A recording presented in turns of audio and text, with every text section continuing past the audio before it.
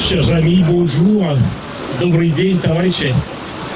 Ça fait très plaisir d'être là avec vous pour nous souvenir de la bataille de Stalingrad, qui a été le point tournant dans notre combat commun contre le nazisme. On connaît la bataille de Stalingrad, on connaît les faits héroïques de l'escadrille Normandie-Niemen.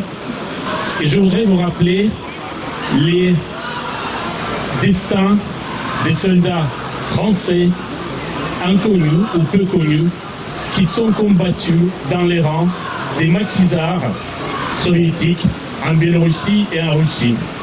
Sachons qu'il y avait au moins 80 personnes qui ont survécu à cette guerre, qui sont rentrées en France, qui ont été rapatriées après la guerre et qui sont combattus dans les rangs des maquisards soviétiques. Une histoire peu connue et qui mérite d'être étudiée de notre côté.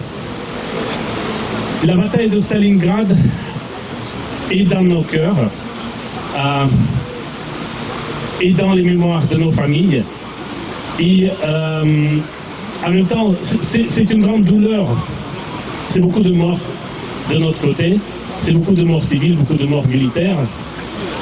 Et c'est aussi la bataille que nous commémorons dans la situation actuelle qui est douloureuse pour nous tous. Mon grand-père était pilote d'un bombardier, il était dans l'armée rouge, il a combattu tous les 4 ans de la guerre. Et je sais que dans son équipage, son ami était ukrainien.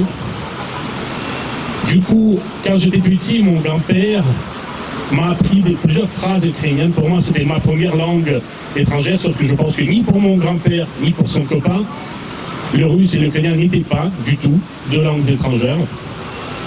Et aujourd'hui, je voudrais me souvenir de cette histoire d'amitié de deux combattants qui ont passé toute la guerre dans le même cockpit et exprimer le souhait, mon souhait fort, que comme en 1945, nos peuples, les Russes, les Ukrainiens, les Français, les Britanniques, les Juifs et plein d'autres peuples, en 1945, nous avons réussi à écraser le nazisme, l'idéologie de la xénophobie, et nous avons réussi à arrêter de cette façon la pire des guerres que l'humanité a connues.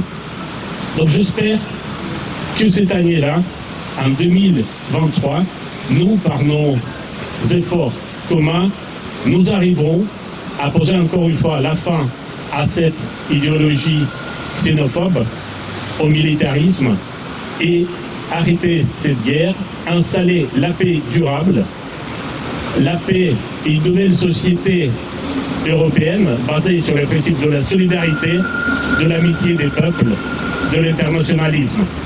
Merci beaucoup et je suis sûr que nous vaincrons.